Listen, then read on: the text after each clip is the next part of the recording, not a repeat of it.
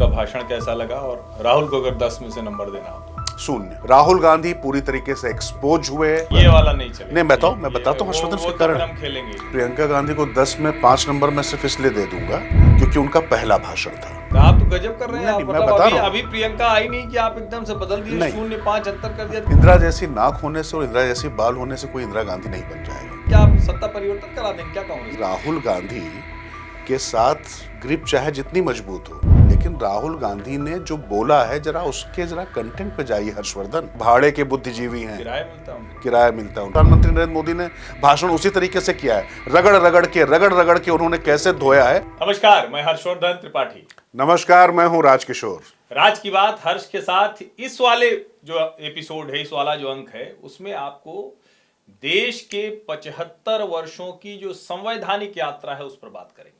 बात इस पर भी करेंगे कि दुनिया के अलग अलग हिस्सों से जो भारत के भीतर थोड़ा हलचल पैदा करने की कोशिश हो रही है और उसमें जो राजनीतिक पार्टियां जुड़ी हैं, बात इस पर भी करेंगे कि 75 साल में किस तरह का फ्रॉड सेकुलरिज्म हुआ कि इस देश में हिंदुओं का मंदिर मिट्टी के नीचे दीवारों के पीछे दबा दिया जाता है। बात इस पर भी करेंगे कि आज जब देश इतना आगे चला गया है, उस वक्त भी राहुल गांधी से लेकर और महाराष्ट्र में कौन सी वो ताकतें हैं जो दलितों के बीच में, अगड़े पिछड़े के बीच में कोई संघर्ष कराना चाहती हैं। और बात ये भी करेंगे, सब मिले हुए हैं जी, थोड़ा सा लड़ाई झगड़ा सब कुछ हो, लेकिन जब कुछ अच्छा हो तो भैया हम ही ने सब किया था, इसके अलावा और कुछ नहीं।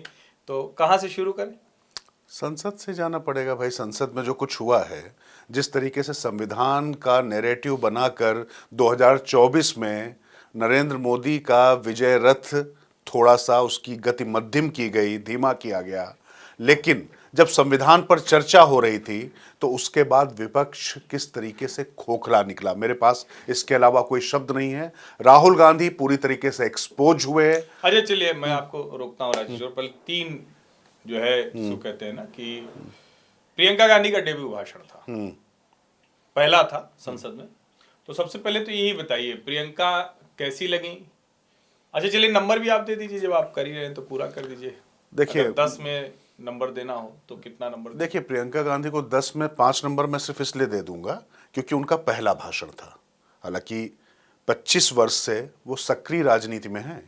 लोग अगर ये मान के चल रहे हैं कि वो सिर्फ अभी संसद पहुंची है तो ये ठीक नहीं है। वो बेल्लारी में अपनी माता जी के साथ दिखाई पड़ी थी, उसके बाद रायबरेली, अमेठी में पूरा चुनाव मैनेज करती रही और तमाम राज्यों में उनकी अहम भूमिका रही है। तो राजनीति वो पहली बार कर रही है ऐसा नहीं है, लेकिन फिर भी मैं मानता हूं कि चलिए संसद में वो आई थी तो बस कुल मिला के चूंकि उनकी तुलना उनके भाई राहुल गांधी से करनी है, इसलिए मैं उनको 5 नंबर दे दूंगा। लेकिन संविधान पर जब बहस हो रही थी तो मुझे लगता है कि संविधान के मुद्दे पर जिस तरीके से नरेंद्र मोदी को घेरना चाहिए था उसमें प्रियंका भी फेल हुई। थिएट्रिक्स थे। नहीं, लेकिन मैं समझ नहीं पा रहा हूँ कि आप क्यों ऐसा अन्याय कर रहे हैं। आप कर रहे हैं राहुल गांधी के साथ तुलना। अब राहुल के साथ तुलना करिएगा तब तो आप 8 भी दे दीजिए, 7 भी दे दीजिए, जो मनो दे दीजिए। लेकिन वो तो आई थी कुछ इंदिरा जी की तरह तैयार व्यार होके, बढ़िया साड़ी पहन के। और नहीं, देखिए कुल मिला के किसी से किसी की आकृति मिलती है, किसी का अटायर कोई ले लेता है तो उसमें मुझे कोई आपत्ति नहीं है। ठीक है, इंदिरा गांधी उनकी दादी हैं और उनके साथ में वो है, मुझे उसमें कोई आपत्ति नहीं है। लेकिन इंदिरा जैसी नाक होने से और इंदिरा जैसी बाल होने से कोई इंदिरा गांधी नहीं बन जाएगा। जिस तरीके से राष्ट्रीय स्वयंसेवक संघ के तमाम लोग सिर्फ जो है अगर वो उसका गणवेश धारण कर लें और उसके बाद ये सोचे कि उनकी आइडियोलॉजी से पूरी तरीके से ओतप्रोत हो गए तो ऐसा भी नहीं हो सकता। और उसी तरीके से गांधी लगा देने भर से कोई महात्मा गांधी नहीं हो जाएगा। तो इसलिए मैं कह रहा हूं कि ठीक है, दिखना और थिएट्रिक्स में फिर कह रहा हूं ना कि इस लिहाज से तो उन्होंने अपना ठीक है मुस्कुराई, बोली, सकुचाई, ये सब उन्होंने किया, लेकिन कंटेंट बताइए ना क्या है। संविधान पर मैं इसलिए कह रहा हूं क्योंकि राहुल गांधी से जब मैं तुलना करूंगा तो फिर मैं कह रहा हूं कि ठीक है, हाँ कम से कम उनकी तुलना में थोड़ा फ्री फ्लो तो था। 7 वर्ष के बालक को युवा तो नहीं कह रही थी वो। इस लिहाज से बस मैं कह रहा हूं कि उनको दे दूंगा। लेकिन मैं सच बताऊं कि जिन लोगों पर विपक्ष की राजनीति का दारोमदार है वो लोग हल्के साबित हुए और मुझे लगता है यहां पर एक रणनीतिक चूक थी हर्षवर्धन। सबसे बड़ी बात यह है कि आप संविधान पर चर्चा कर रहे हैं 75 वर्ष पर और उसमें मेडन स्पीच देने वाली एक सांसद को आपने उतार दिया उसकी शुरुआत करने के लिए विपक्ष की तरफ से। ऐसा भी होता है क्या?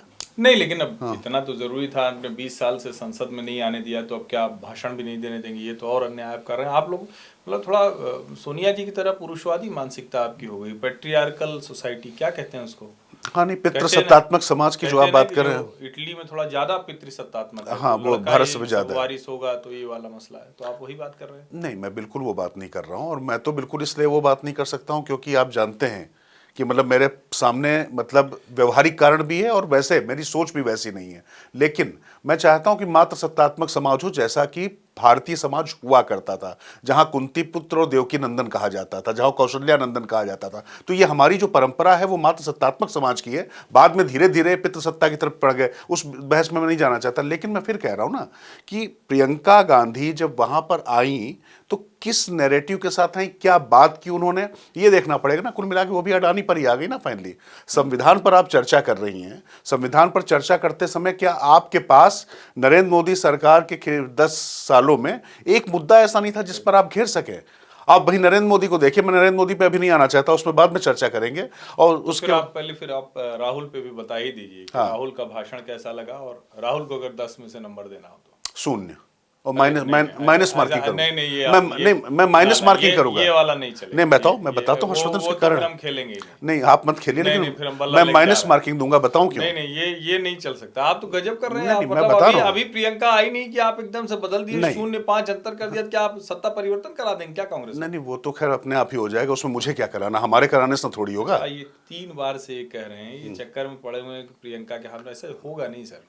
मैं नहीं आपको नहीं बता दूं, होगा नहीं, कुल मिला के पार्टी का जब अभी राहुल बंटाधर होगा। गांधी की ग्रिप बहुत जबरदस्त है। नहीं नहीं, वो सब ठीक है। सोनिया जी जाने नहीं देंगी। आप लोग ये तुलना पता नहीं क्यों करने लगते हैं राहुल प्रियंका अरे की, भैया, ऐसे क्यों मैं कर तुलना रहे ना हैं? थोड़ी कर रहा हूँ। नहीं, आप 3 बार से लगातार करेंगे प्रियंका को अब कमान चली जाएगी, बड़ा फ्री फ्लो, पता नहीं क्या क्या नहीं शब्द नहीं, बोल रहे मैं हैं। कह रहा हूँ कि राहुल गांधी के साथ ग्रिप चाहे जितनी मजबूत हो, लेकिन राहुल गांधी ने जो बोला है, जरा उसके जरा कंटेंट पे जाइए हर्षवर्धन।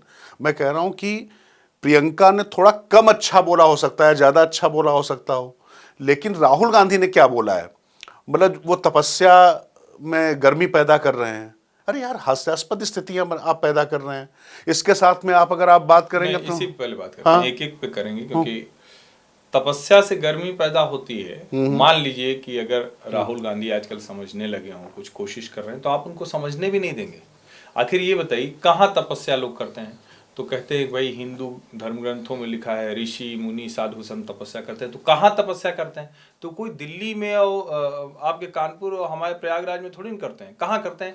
तपस्या करने जाते हैं वो हिमालय पे। तो हिमालय पे वो तपस्या करते हैं, गर्मी आती होगी तभी नहीं हिमालय पे रहते होंगे। राहुल जी किसी ने समझाओगे तो भाई कुछ समझने आप देंगे कि समझने भी नहीं देंगे आप? नहीं नहीं, मैं तो भाई बर्फ के बीच में तपस्या कर रहा है वो ऋषि मुनि, तो राहुल जी को लगा यही होता होगा, तपस्या से गर्मी आती होगी। अब ऐसा ना कि देश जो है 25 साल से समझ ही रहे हैं वो। लेकिन सच कहें, हाँ।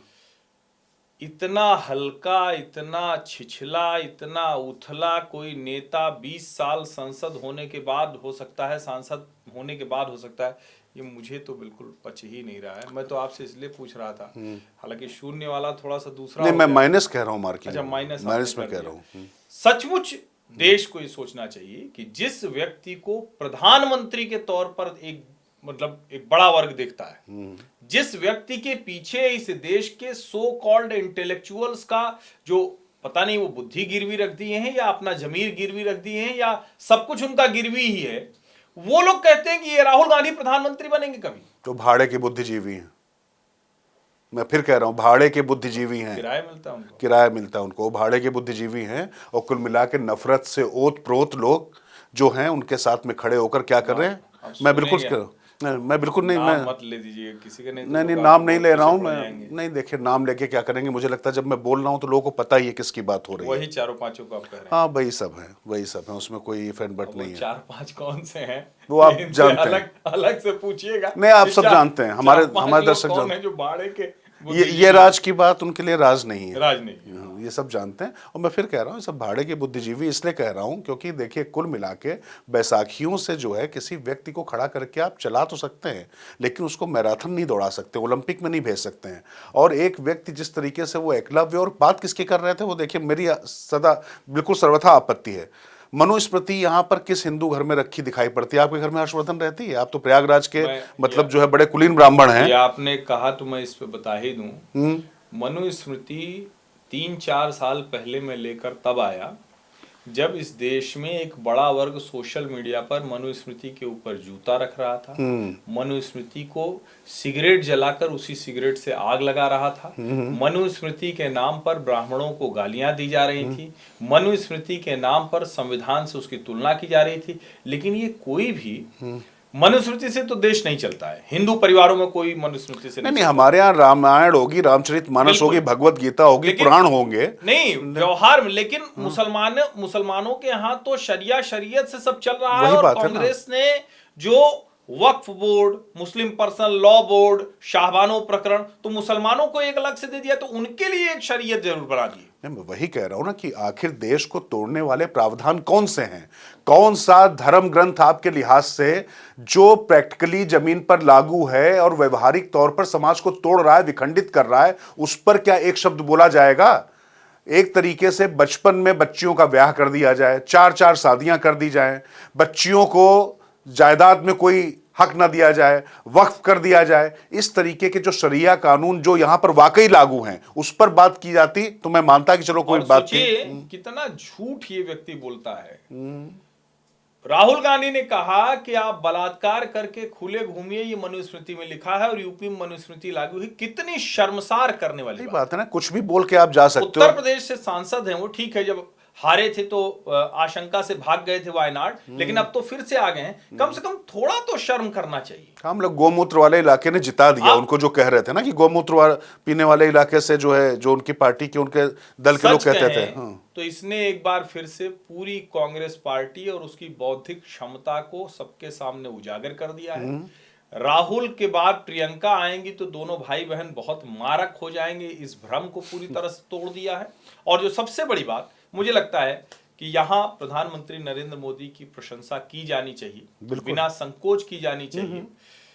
संविधान के दायरे में कैसे आईना दिखाया जा सकता है, संविधान के दायरे में कैसे अपनी बात कही जा सकती है, संविधान के 75 वर्ष पूर्ण होने पर देश कैसे आगे बढ़ेगा, और जिस विकसित भारत की हम लोग बात कर रहे हैं 75 से 100 वर्ष की यात्रा कैसे होगी, उस पर वो पूरी तरह से टिके रहे। और हमला भी किया तो उसी के दायरे में किया, उसी के, जिसको कहते हैं ना कि इर्द गिर्द एक व्यूह रचना रचकर किया। तो अगर हम एक लाइन में कहें तो संविधान की मर्यादा पूरी तरह से पालन करते हुए उन्होंने इस भाषण में, और देश उम्मीद कर रहा था कि राहुल और प्रियंका और दूसरे विपक्षी नेता भी इसी पर टिके रहेंगे। अब वो अखिलेश यादव और प्रियंका, उन दोनों में तो होड़ लगी हुई थी कि कौन मुस्लिम रहनुमा बन जाए, कौन कहानी बढ़िया सुनाए। और हमें तो लगता है इसी तरह से रहेंगे तो जल्दी ही इनके बीच में कुछ बड़ा टूटन वाला मामला होने जा रहा है। नहीं, मैं कह रहा हूं जो अखिलेश यादव ने शुरुआत कहां से की वहां से देख लीजिए ना। अखिलेश यादव ने कहा कि जो है विपक्ष, पहले राजनाथ जी बोले और उसके बाद विपक्ष की तरफ से जो पहली स्पीच दे रही थी, मेडन स्पीच, प्रियंका जी बोली है। अब मुझे बोलने का मौका मिला, मतलब मुझे पूर्व मुख्यमंत्री उत्तर प्रदेश और 4 बार के सांसद को, ठीक बात है, बोलने का मौका मिला। मैं यही कह रहा हूं ना कि विपक्ष की रणनीतिक भूल, जिस समय हमारा संवाद थोड़ा सा दूसरी जगह पर गया, तो मैं यही आपसे कहना चाह रहा था कि विपक्ष की रणनीतिक भूल यह थी कि वहां पर अखिलेश यादव से ही शुरुआत करवा नहीं सकते थे। क्यों नहीं करवा सकते थे आप भाई? और ये आपके गठजोड़ के लिहाज से भी अच्छा होता है। और नहीं, मैं मानता हूं कि आप अगर यूनिटी की बात कर रहे हैं, आप अपोजिशन स्ट्रेंथ की बात करें तो उसके लिहाज से भी अच्छा होता है। और बिल्कुल अच्छा। हम तो, मैं सच बता रहा हूं, बतौर पत्रकार, बतौर भारतीय नागरिक, मैं बार बार चाहता हूं कि अपोजिशन ज्यादा मजबूत हो, लेकिन वो मैं बैठ के नहीं कर पाऊंगा ना। मैं तो सिर्फ बात ही कर सकता हूं उस पर। और इसीलिए मेरी ये कामना होती है कि कम से कम विपक्ष की तरफ से जो बातें कही जा रही थी, और एक अवसर था उनके सामने, एक स्वर्णिम अवसर था जिसको उन्होंने न सिर्फ खोया है, बल्कि एक तरीके से प्रधानमंत्री नरेंद्र मोदी को उन्होंने ये मौका दे दिया कि जो अब तक उन्होंने पूरा नैरेटिव बनाया हुआ था कि संविधान बदल दिया जाएगा, उसको उन्होंने ध्वस्त कर दिया, चकनाचूर कर दिया। आपको याद होगा हर्षवर्धन जी, पिछली बार मैंने कहानी सुनाई थी बंदर और सांप वाली।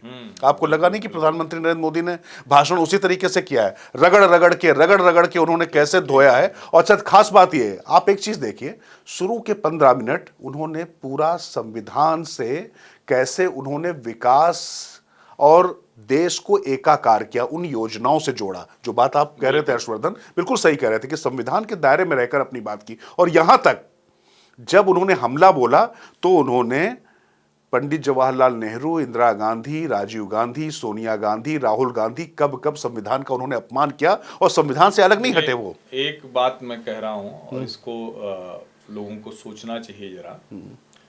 कांग्रेस स्वतंत्रता आंदोलन के लिए बनी हुई पार्टी थी। नेहरू जी ने गांधी जी की सरपरस्ती में, उनकी छत्र छाया में उसको सत्ता आंदोलन वाली पार्टी में बदला, और जब गांधी जी नहीं रहे तो पूरी तरह से उसको नेहरू वंशावली के पोषण भरण का जरिया बना दिया। किया ही उन्होंने पूरी तरीके से। ये मैं बहुत गंभीरता से कह रहा हूं। नहीं, ये सत्य भी इस है। पर बात होनी चाहिए, लोगों को समझना चाहिए। और यहां जाके लगता है जब कोई कहता है ना कि लोकतंत्र मजबूत होना चाहिए, ठीक है, हम भी लोकतंत्र मजबूत मानते हैं, लेकिन वो एक परिवार क्यों मजबूत रहे लोकतंत्र के नाम पर? और राहुल गांधी जैसा नेता कैसे मजबूत रह सकता है? वो जिस व्यक्ति को 20 साल हो गए सदन में, जो व्यक्ति कांग्रेस की पूरी ताकत, पूरी क्षमता लगाकर 2-2 यात्राएं कर चुका हो, और आज भी संविधान के 75 वर्ष होने पर वो ये बात नहीं कर पा रहा हो कि संविधान क्या है, भाषा, प्रांत, क्षेत्र, भेद, अलग अलग तरह के वाद, उन सब समस्याओं पर कैसे आगे जा सकते हैं, उसकी कोई बातचीत नहीं। अब सोचो ना कि एकलव्य की एक कहानी सुनाने में, वो भी झूठी कहानी, प्रतीक और बिंब जो होते हैं ना, उनसे आप तब बात करें। मैं बार बार कहता हूं कि कुल मिला के जो है, अगर आप वीरेंद्र सहवाग हैं तो आप राहुल द्रविड़ बनने की कोशिश मत कीजिए। खैर, आप तो मतलब कुछ है ही नहीं, मतलब मैं क्या कहूं, मतलब टीम 11 में चुने जाने लायक नहीं हो, आपको कैप्टन बना दिया गया है। और मैं किसी नफरत के तहत बात नहीं कह रहा हूं, मुझे कोई घृणा है, मुझे कोई विद्वेष नहीं है, लेकिन देश का नेता प्रतिपक्ष ऐसा होना चाहिए कि जो कम से कम सत्ता पक्ष को जवाब देने के लिए मजबूर करे, उसको खड़े होने के लिए मजबूर करे और उस पर एक दबाव बना सके। लेकिन किया क्या? राहुल गांधी ने पूरा इस तरीके से, मतलब मैं माइनस मार्किंग इसीलिए कह रहा हूं, फिर कह रहा हूं कि नरेंद्र मोदी ने जिस तरीके से पूरा संविधान का नैरेटिव ध्वस्त किया है, मुझे नहीं लगता कि अब इसके बाद जो उन्होंने एक बात कही थी मोदी ने कि संविधान तो इनके मुंह से अच्छा ही नहीं लगता है, तो कुल मिलाकर अब इस पर बात करने का बहुत ज्यादा कुछ बचेगा नहीं, मुझे ये लगता है। अब लेकिन इस बात को हम लोग अगली खबर की तरफ जाएं, उससे पहले 11 संकल्प मोदी जी ने दिलाए हैं। बाकी सब ठीक है, बहुत अच्छा है, लेकिन मोदी जी ने कहा है कि भ्रष्टाचारियों को सार्वजनिक जीवन में तिरस्कार किया जाए। तो ये हम लोग भी उम्मीद अब करेंगे कि ठीक है, मजबूरी में सही आपने जिसको जिसको ले लिया हो, लेकिन आज जो आपने 75 वर्ष होने पर सदन में ये संकल्प लिया है, तो इन संकल्पों को भारतीय जनता पार्टी के भीतर, भारतीय जनता पार्टी के सहयोगी चुनने में और अपने मंत्रिमंडल के सहयोगी और राज्यों में भी सरकारों पर इसे पूरी तरह से लागू किया जाए। बिल्कुल, मुझे लगता है कि जब आपने संसद के भीतर 11 संकल्पों का एक पूरा दस्तावेज प्रस्तुत कर दिया है, तो उस कसौटी पर सबसे पहले आप ही परखे जाएंगे।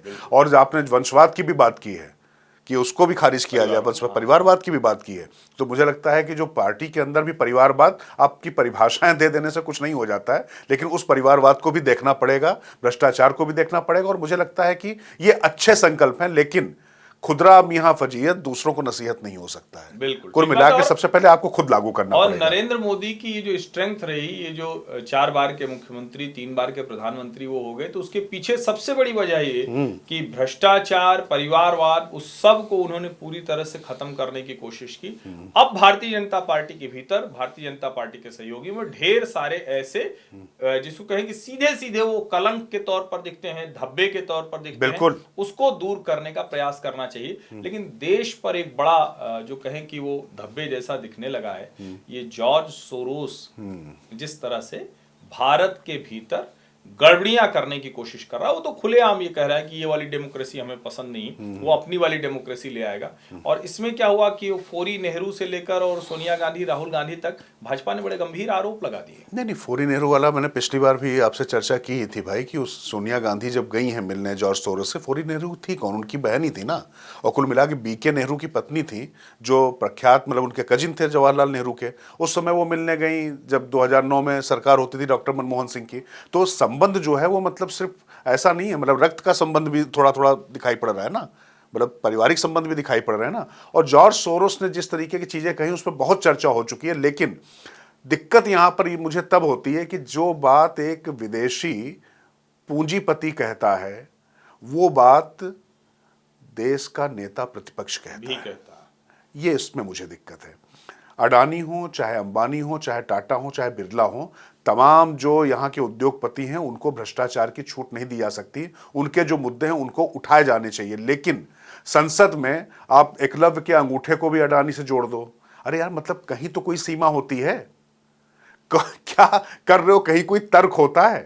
देखिए फिर वही जाएंगे। हमको लग रहा है आज का एपिसोड अब अभय मुद्रा में अंगूठा काट दो। पहले तो हम डर गए थे, कहीं पिछली बार नहीं दिखा पाए थे, इस बार कहीं वो अलग अलग धर्मों की अभय मुद्रा की फोटो न ले आए। हालांकि फोटो ऐसी होती नहीं है, लेकिन ले आते तो बड़ी मुसीबत हो जाती, मतलब उनके लिए हो जाती। बिल्कुल, हम लोग लिए पता नहीं उनको अपना मान के ना उस तरह के फतवे जारी होते।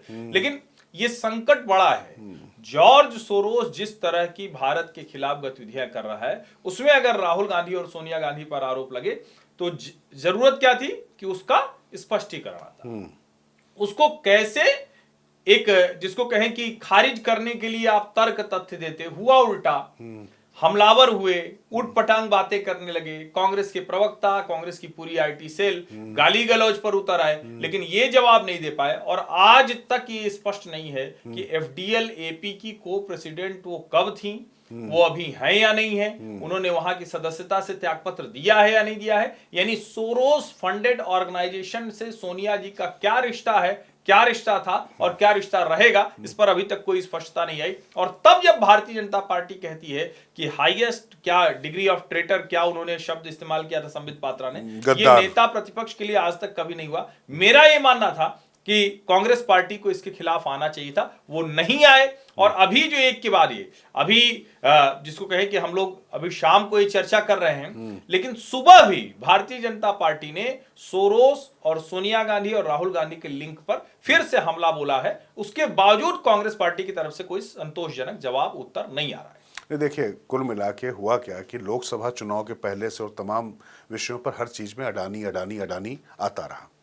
अडानी के बाद सारी सीमाएं क्रॉस कर दी राहुल गांधी ने, जब संसद के अंदर किसी को अडानी बना दिया, किसी को मोदी बना दिया। मतलब मिमिक्री कर रहे हैं। मैं इसीलिए कह रहा हूं ना कि ये जो मतलब नेता प्रतिपक्ष के लिए थोड़ी सी गंभीरता चाहिए। कल भी वो मोबाइल देखने लग गए थे ना, आपने देखा था। और जब प्रधानमंत्री बोल रहे हैं उसके बाद वो चल के चले जाते हैं। तो ऐसे नहीं होता। प्रियंका गांधी वहां बैठी रही, आप कह रहे हैं कि तुलना ना करें। प्रियंका बैठी तो नहीं, कम से कम चौथी रो में थी, बैठी तो थी वो कम से कम। थोड़ा सा मुझे सॉफ्ट कॉर्नर दिख रहा है। नहीं, मेरा सॉफ्ट कॉर्नर कोई किसी के प्रति नहीं है हर्षवर्धन, लेकिन राहुल गांधी जिस तरीके की राजनीति कर रहे हैं, क्योंकि नेता प्रतिपक्ष बनने के बाद मैं उनको ज्यादा कड़ी कसौटी पर परखूंगा और वो लगातार एक्सपोज होते जा रहे हैं। मुझे बस बात यही लग रही है। तो मैं कह रहा हूं कि जो ये सब राजनीति उन्होंने शुरू की, उसके बाद अब जब सोरोस का मुद्दा आया है, तो जो उनकी कामना, जो उनकी इच्छा थी कि इस मुद्दे पर सरकार से तो वो चाहते हैं कि स्पष्टीकरण दे, जिसका कोई आधार अभी तक नहीं वो दे पाए हैं, सिर्फ आरोप ही तो हैं।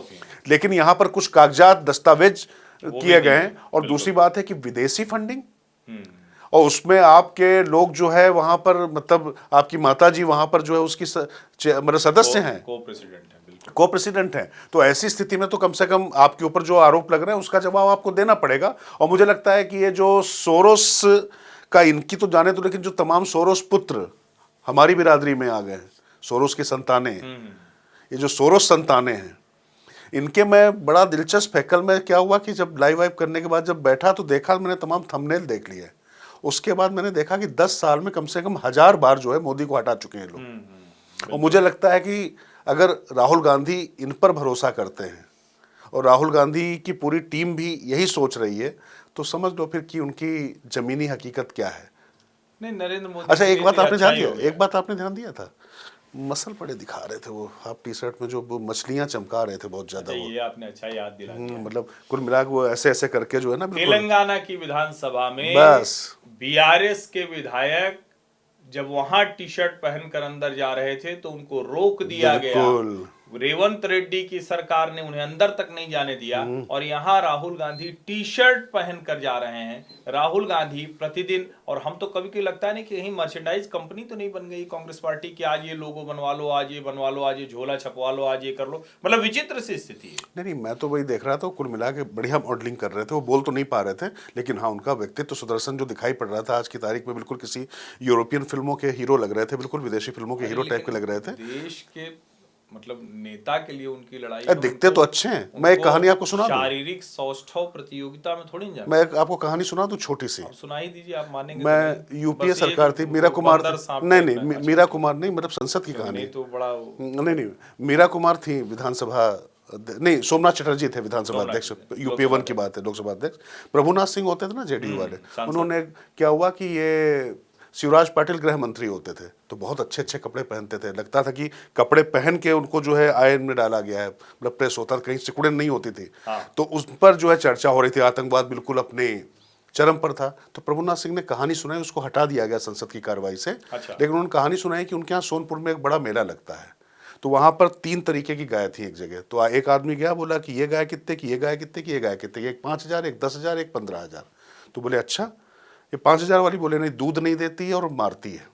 10,000 वाली, बोले दूध नहीं देती है लेकिन मारती नहीं है। तीसरी, बोले ये दूध देती है लेकिन मारती भी है। तब तक एक देखा, बहुत सुंदर गाय खड़ी, बोले ये कितने की, बोले 20,000 की। बोले अच्छा, ये लगता है दूध भी देती और मारती भी नहीं, बोले नहीं, ये सिर्फ दिखती अच्छी है। तो कुल मिला के जो दिखने वाली बात है ना, जो प्रभुनाथ सिंह ने जो कहानी सुनाई थी, तो ऐसी गाय नहीं चाहिए कि जो दिखे अच्छी और दूध भी ना दे और सींग ना मारे। सींग मार ले भैया, लेकिन दूध तो दे यार। तो मुझे लगता है कि वो कहानी उस समय तो एक्सपेंस कर दी गई थी लोकसभा की कार्रवाई से, हम लोग वहां से बैठे थे, हंसते हंसते लोटपोट हो गए थे। लेकिन अभी जो स्थिति मुझे दिखाई पड़ी, सोनपुर की ऐसी गाय नहीं चाहिए कि जो ना दूध दे ना सींग मारे, सिर्फ दिखे अच्छी। फिर मैं कह रहा हूं कि लोकसभा में और सरकार में जिसकी जो भूमिका है, वो भूमिका का अगर वो निर्वहन नहीं कर पा रहा है, तो उसको ढोने की आवश्यकता नहीं है, ना किसी सरकार को ढोने की आवश्यकता है। और रेवंत रेड्डी की आपने चर्चा की, तो इसके साथ में अल्लू अर्जुन को भी लाना पड़ेगा मुझे।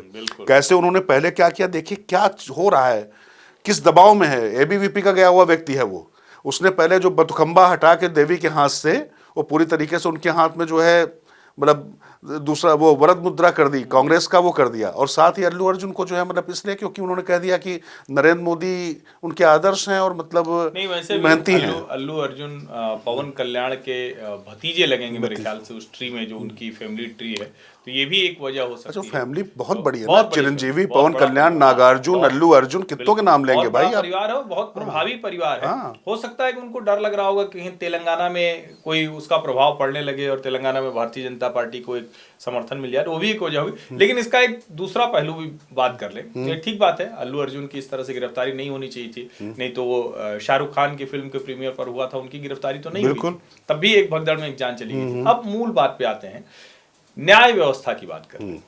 पहली बात तो, क्या न्यायाधीश जिसने पहली गिरफ्तारी की बात की होगी, उसको ये नहीं समझ में आया कि भैया भगदड़ हो गई तो उसमें उस अभिनेता का क्या दोष है, पुलिस प्रशासन से पूछना चाहिए था। और दूसरा, एक ही दिन में 6 घंटे के भीतर फिर जमानत मिल जाना, फिर प्रशासन रात भर नहीं जमानत देता है, तो ये भी देखने की बात है कि अल्लू अर्जुन तो इतने ताकतवर हैं, इतनी बड़ी पोजीशन पर हैं, उन्होंने ये कर लिया, सामान्य व्यक्ति क्या करता?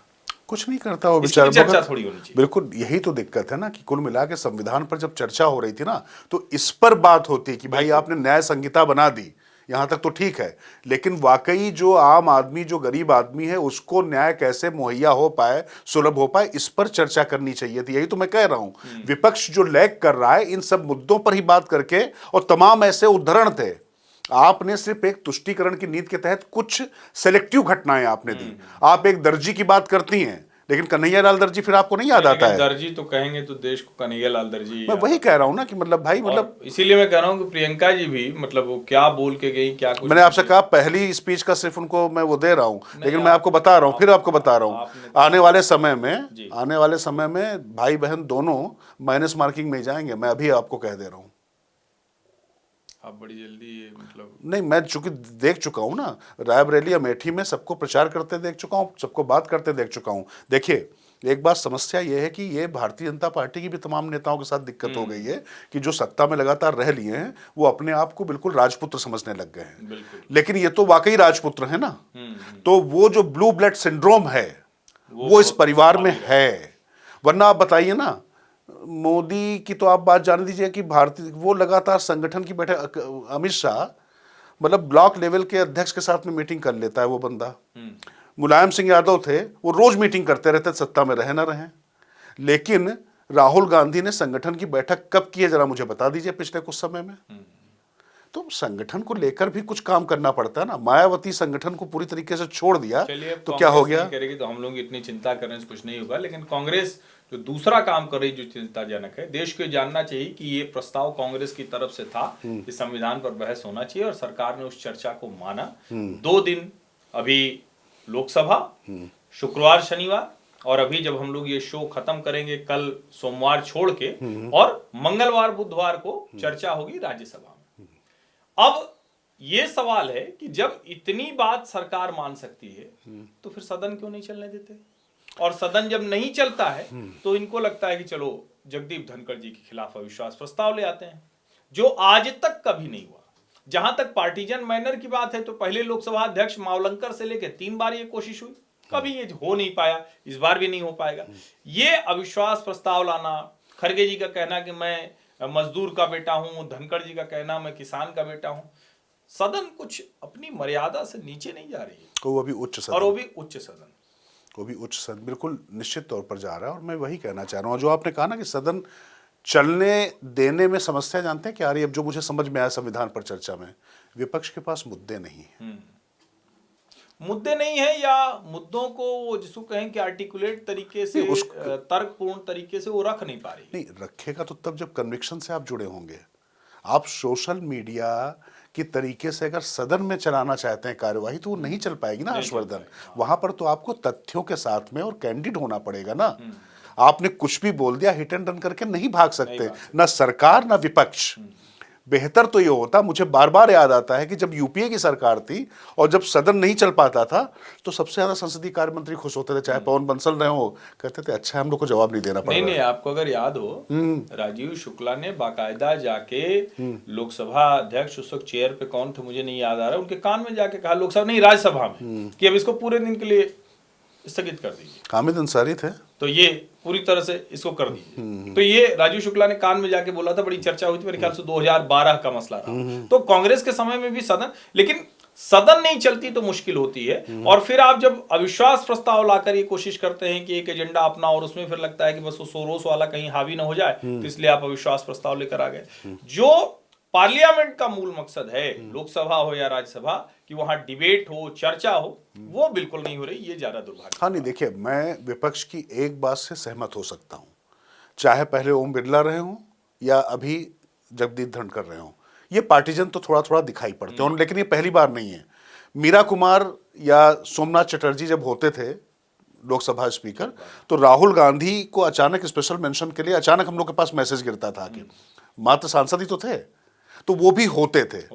तो लेकिन वो ना सही था, मैं इसको भी सही नहीं ठहरा सकता हूं। यहां तक तो बात ठीक है, सब चीजें उठाएं, लेकिन जिस तरीके की भाषा वहां पर इस्तेमाल हो रही थी, पहले आपने कल्याण बनर्जी ने उनकी मिमिक्री की एक सीजन में, तब राहुल गांधी उनका खींच मेरा फोटो कर रहे थे, है ना, और अभी आज की तारीख में वो लाया जा रहा है प्रस्ताव। तो देखिए, एक पॉलिटिकली अगर मैं कहूं तो ये इंडिया ब्लॉक का एक तरीके से मैं कहूंगा कि एक थोड़ा स्मार्ट मूव था, क्योंकि कम से कम तृणमूल जो अलग हो गई थी अडानी मुद्दे पर, वो इस मुद्दे पर इसलिए सामने आई क्योंकि भैया इतना धनिया बोया हुआ था बतौर गवर्नर जगदीप धनखड़ ने वहां पर पश्चिम बंगाल में, वो भी इस मुद्दे पर साइन करके चली गई। लेकिन देखिए, ये सिर्फ राजनीति हुई है, लेकिन मुझे लगता है कि उच्च सदन को लेकर इस तरीके की जो हो रही है, लेकिन खैर चलिए, मैं मानता हूं कि 2 दिन अब ये जो चर्चा होने जा रही है, लोकसभा की तरह निराश ना करें, ये अपेक्षा कर सकते हैं, शायद हमें भी कुछ देखने, सीखने और सुनने को मिल जाए। और मैं आपको एक बार बता दूं, हम लोगों ने भी इतना ज्यादा नहीं पढ़ा है। लोकसभा और राज्यसभा की कार्रवाई सुनते, देखते, कवर करते करते पता नहीं कितनी राजनीति, कितनी चीजें सीखी हर्षवर्धन। नहीं, और ये नए सांसदों के लिए, पत्रकारों के लिए, देश के लोगों के लिए संसद की कार्रवाई उसका भी एक जरिया होती है। और जब आप उसमें उस तरह की चीजें, गंभीरता नहीं होती है, जो अच्छे तथ्य होते हैं वो नहीं आते हैं, संदर्भ नहीं मिलते हैं। अब प्रधानमंत्री जी तो अपने भाषण की शुरुआत ही राजर्षि पुरुषोत्तम दास टंडन के संदर्भ किससे करते हैं, और वहां वो दर्जी और दर्जी का बेटा आता है। तो दोनों में बड़ा मतलब फर्क है। एक तरफ राजनाथ सिंह जी बताते हैं, रक्षा मंत्री जी आपको बताते हैं कि संविधान किसी एक का नहीं है, संविधान ने किस तरह से दिया है, एक परिवार उसको समझता है। दूसरी तरफ क्या कहते हैं कि अच्छा ठीक है भाई, अभय मुद्रा, द्रोणाचार्य, एकलव्य, मतलब बड़ा जिसको कहें कि मुश्किल होती है। और आज हम लोग घूम घूम के इसी पर आ रहे हैं, क्योंकि देश में इससे जो ये द्रोणाचार्य, एकलव्य की कहानी जैसा है ना, तो देश के अलग अलग हिस्सों में, अलग अलग वर्गों में हमेशा विभाजन की कोशिश होती है। अब वो कोशिश सोचिए, महाराष्ट्र में बड़ी कोशिश हुई थी, लोकसभा में वो कामयाब हुए थे। अब महाराष्ट्र में आज कैबिनेट ने शपथ ले ली है, देवेंद्र फडणवीस मंत्रिमंडल का विस्तार हो गया, बढ़िया सबने शपथ ले ली, सब लोग उसमें शामिल हो गए, नागपुर में बढ़िया अच्छा कार्यक्रम हुआ। लेकिन उसके पहले की घटना सोचिए, परभणी में बिना किसी जायज वजह के, और मैं बार बार कहता हूं कि ये जो बाबा साहब अंबेडकर के नाम पर कल्ट बनाने की कोशिश है ना, ये खतरनाक है। ये कुछ हद तक इस्लामीकरण करने की कोशिश है अंबेडकर के अनुयायियों की, इससे बचना चाहिए। वहां पर अंबेडकर जी की प्रतिमा लगी थी, उनके सामने शीशे के ग्लास, एक शीशे के बॉक्स में संविधान रखा हुआ था, उस पर किसी ने पत्थर मार दिया। उसमें एक गिरफ्तारी भी हो गई, लेकिन उसके बावजूद लाठियां लेकर, डंडे लेकर ढेर सारे जो वंचित बहुजन अघाड़ी से जुड़े लोग थे, दूसरी पार्टियों के लोग थे, उन्होंने गाड़ियां तोड़ी, सब कुछ किया। अच्छी बात यह कि देवेंद्र फडणवीस ने बहुत आयरन हैंड से एक तरह से उसको रोका, वो दंगा आगे नहीं बढ़ पाया। लेकिन ये कितना खतरनाक है कि हर जगह विभाजन कराने की कोशिश, हर जगह ये प्रयास कि किसी भी तरह से दो वर्ग लड़े और राहुल गांधी को सदन में भाषण देने के लिए हो जाए। तो वो द्रोणाचार्य क्लब इसीलिए तो वो कर रहे थे, बिल्कुल दर्जी वो इसीलिए तो कर रहे थे। कोशिश तो मैं यही कह रहा हूं ना कि बात आप कर रहे हैं कि देश तोड़ने का आरोप किसी और पर लगा रहे हैं, लेकिन इस संविधान पर जब बहस हुई और जो कृत्य जमीन पर दिखाई पड़ रहे हैं, उससे पूरी तरीके से लोग एक्सपोज हो रहे हैं कि कौन वाकई समाज विभाजन करना चाहता है, कौन मूर्ति भंजक लोग हैं, ये साफ साफ दिखाई पड़ रहा है। क्योंकि जब अगर आप चर्चा करें तो बात फिर संभल तक भी आएगी। नहीं देखिए, संभल तो मुझे लगता है ना कि कई बड़े संदर्भों को लेकर आएगा। वही मैं कह रहा हूं। न्यायालय के निर्णय के सामने पत्थरबाज, फिर दंगे वहां कब कब हुए, कैसे कैसे हुए, कैसे वो हरिहर मंदिर, वहां का कुआं, कैसे हिंदुओं की आबादी घटने लगी। लेकिन अब जो ये मंदिर निकला है, ये तो कमाल है। मतलब 1978 के बाद से वहां पूजा होनी बंद हो गई, वहां दीवार हो गई, वहां मिट्टी गिर गई, अब वो पुलिस को जाके उसे खोजना पड़ रहा है, साफ करना पड़ रहा है, तो बड़ा विचित्र है। जानते हैं हर्षवर्धन, मैं अभी क्या हुआ कि अभ्युदय पढ़ रहा था नरेंद्र कोहली जी की जो राम कथा जो उन्होंने लिखी है, उसमें एक लाइन उन्होंने लिखी थी। उन्होंने लिखा था कि जब शासक जो है ना, या शासन सही ना हो तो जनता जो है वो लेजी हो जाती है, निरुत्साही हो जाती है, अति सहिष्णु हो जाती है और कायर हो जाती है। जनता कायर नहीं होती है। ठीक बात। समस्या यहाँ पर यह है ना कि हर चीज को जो टेकन फॉर ग्रांटेड लिया गया, हिंदुओं की सदाशयता को, सहिष्णुता को जो कमजोरी माना गया, और जिस हिंदू पर सबसे ज्यादा आरोप लगाए जा रहे हैं, मैं इस तरीके से बात पहले नहीं करता था, लेकिन जो चीजें निकल रही हैं, जो सामने आ रही हैं, आप जरा देखिए ना कि क्या स्थिति है। नहीं बिल्कुल। और जिस फ्रॉड सेकुलरिज्म की कई बार बात होती है, उस फ्रॉड सेकुलरिज्म का ये बड़ा उदाहरण है। और कई बार ये भी कहा जाता है ना कि क्या फर्क पड़ता है डेमोग्राफी बदल जाने से, क्या फर्क पड़ता है किसी भी जगह जनसंख्या बदल जाने से, इसका भी एक बड़ा प्रमाण ये संभल है। अब देखिए, और वहीं पर आप देखिए ना कि बात सिर्फ ये नहीं कि मंदिर तो निकला ही है, लेकिन कैसे मस्जिद के ऊपर केबल काट कर वहां से पावर हाउस बना दिया गया था, चोरी भी की जा रही थी। तो जो एनार्की जो बढ़ती है ना, समाजवादी पार्टी के लोगों का क्या हम कहें, वो कह रहे हैं कि अब क्या डीएमएसपी का काम है कि वो बिजली की चोरी पकड़ेंगे। अच्छा, खास बात जानते हैं क्या कमाल है। नहीं हर्षवर्धन, खास बात है कि समाजवादी पार्टी भी मैं नहीं समझ पा रहा हूं कि वहां पर जो संभल में, मतलब मैं अगर राजनीतिक दृष्टि से भी देखूं तो राजनीतिक दृष्टि से अगर देखूं तो साफ साफ दिखाई पड़ता है कि वहां पर जो है, जो उनका मूल वोट बैंक है यादव जी, यादव समाज की ही पूरा जो है वहां पर एक तरीके से देखा जाए तो अदावत हुई थी जो शुरुआत में हुई थी। तो वो भी पता नहीं, मतलब ये किस गलतफहमी में कहां पर जाते चले जा रहे हैं, मेरी समझ में नहीं आ रहा कि कहां तक जाएंगे, कहां तक गिरेंगे। और संभल ने सिर्फ एक, मतलब वो मुद्दा नहीं आया, उसके जरिए जो तीन जो मसले सामने आए हैं, मुझे लगता है कि अपने आप में पूरी राजनीति, पूरी व्यवस्था के लिए एक बड़ा वक्तव्य है। लेकिन सब आखिर में तो दिल्ली आना ही पड़ेगा। प्रिय केजरीवाल जी पर बात करनी पड़ेगी। सूची भी आ गई है, उनकी भी 2 सूची आ गई, अब तो 3 आ गई, एक और नाम उन्होंने घोषित कर दिया। और कांग्रेस पार्टी ने भी 21 प्रत्याशी घोषित कर दिए। तो अब चुनाव कैसे दिख रहा है, क्या कुछ दिख रहा है, मुद्दे वगैरह हैं? देखिए, मुद्दे उस पर तो आऊंगा, लेकिन जो सर जी, मतलब राहुल गांधी कभी उनसे तुलना नहीं कर पाएंगे। राहुल गांधी उनसे सीख रहे थे ना 2013 से, 11 साल तो हो गए, कभी नहीं सीख सकते हैं। गजब है भाई केजरीवाल जी, मतलब ओझा सर तो मतलब जो है सिर्फ बोझा ही हैं। असली खेल तो केजरीवाल सर का है। हाँ। बोले कि लाडली बहन योजना हमारी है, कल उन्होंने ऐलान कर दिया। उन्होंने। बोले लाडली बहन योजना, तो उसने पत्रकार ने उनसे नहीं, पूछा तो एक कि शिवराज चौहान किससे जीते थे, तो बोले नहीं बीजेपी झूठ बोलती है, हमारी है, हम बता रहे हैं ना हमारी है, मैं कह रहा हूं हमारी है।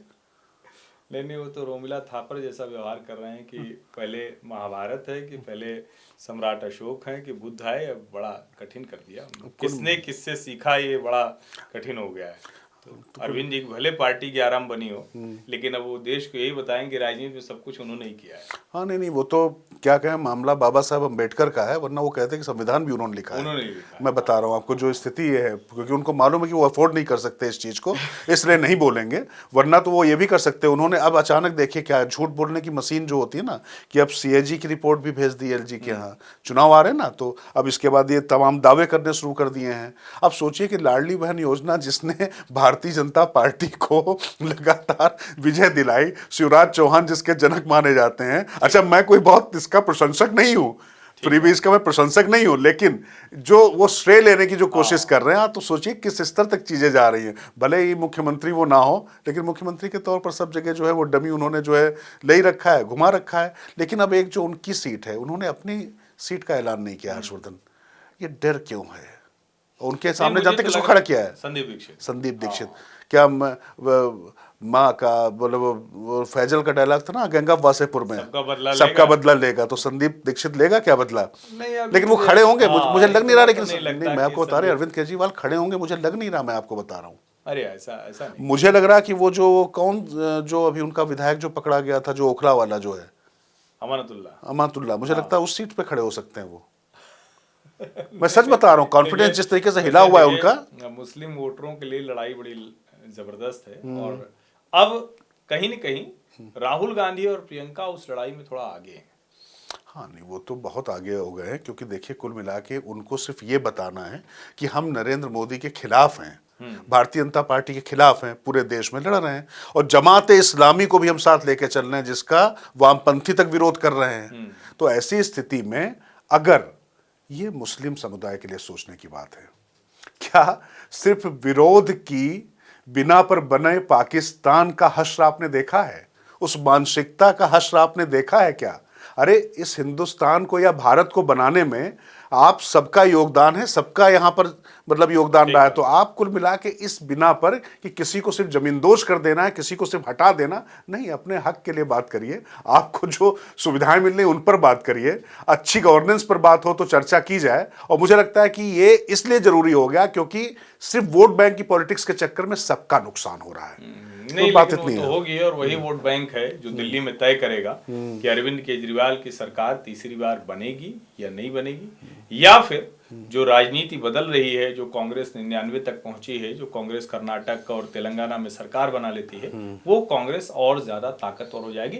थोड़ा आत्मविश्वास तो अरविंद जी का हिला हुआ दिख रहा है, लेकिन कमाल की बात यह है कि इस बार भारतीय जनता पार्टी लग रहा है कुछ अलग ही रणनीति बना रही है, न प्रत्याशी लेकर आ रही है, न उस तरह से चीजें कुछ समझ में आ रही, लग रहा है उनकी तैयारी कुछ अलग ही है। अब यह तो एकदम ही अलग है। और पता नहीं, मैंने पिछली बार भी आपसे कहा था कि अरविंद केजरीवाल को लोग हराना चाहते हैं, हटाना चाहते हैं। कांग्रेस अभी उस योग्य नहीं है। भारतीय जनता पार्टी 38% वोट पे विधानसभा में भी खड़ी हुई है, लोकसभा में तो खैर वो 50 चली जाती है, वो अलग बात है, लेकिन 53 और 48 के बीच में अगर वो कांग्रेस इस पर थोड़ा सा भी बेहतर कर जाती है, और देखिए मध्यम वर्ग में अरविंद केजरीवाल खत्म हो चुके हैं। दिल्ली की जो 70% से ज्यादा जो डेमोग्राफी अनियमित कॉलोनी वाली है, वहीं पर उनका वोट बैंक है। मैं बार बार ये बात कह रहा हूं आज की तारीख में। और जो आपने कहा कि एक वोट बैंक जो अल्पसंख्यक या मुस्लिम वोट बैंक है, उसकी बात हो रही है। लेकिन भारतीय जनता पार्टी क्या वाकई जीतने के लिए चुनाव लड़ेगी? अभी तक तो उसके किसी क्रियाकलाप से नजर नहीं आ रहा है। हो जाए, लेकिन बाकी ये है कि सोमवार को संसद में एक देश एक चुनाव भी आ जाएगा। कठिन है, थोड़ा सा व्यवहारिकता में बहुत दिखते हैं, लेकिन नरेंद्र मोदी ने वो सारे काम किए हैं जो कहा जाता था कि ये लगभग असंभव है, तो ये भी असंभव तो नहीं कहा जा सकता। अब मोदी है तो मुमकिन है, उनका नारा है, तो अब देखते हैं मुमकिन होता है तो अच्छा है। बाकी निश्चित तौर पे मुश्किलें हैं, लेकिन अगर मुश्किलें ना हो सरकार के सामने और जिंदगी में चुनौतियां ना हो तो फिर आप करेंगे क्या? चलिए इसी पर ये हम लोग आज का एपिसोड ये रोकते हैं, एक विराम देते हैं अगले एपिसोड तक के लिए। और हम उम्मीद करते हैं कि संविधान के 75 वर्ष पर भले सदन में उस तरह से बहुत चर्चा नहीं हुई हो, प्रधानमंत्री ने जो 11 संकल्प दिलाए हैं वो, और उससे इतर भी राजनीतिक दल भी और हमारा अपना मतदाता वर्ग भी संविधान की मूल भावना को कैसे ठीक कर सकते हैं, और ये संविधान बदलने के लिए ही है। ये इसको समझ लीजिए, हमारी संविधान सभा में जो बहस हुई थी, अभी भी जो संशोधन हुए वो होते रहे। संविधान कोई जड़ नहीं है, ये एक चेतन प्रवाहमान है जो हमारे जीवन को परिभाषित करता है। लिविंग डॉक्यूमेंट इसको इसीलिए कहा जाता है। आप सभी का बहुत बहुत धन्यवाद। धन्यवाद, नमस्कार।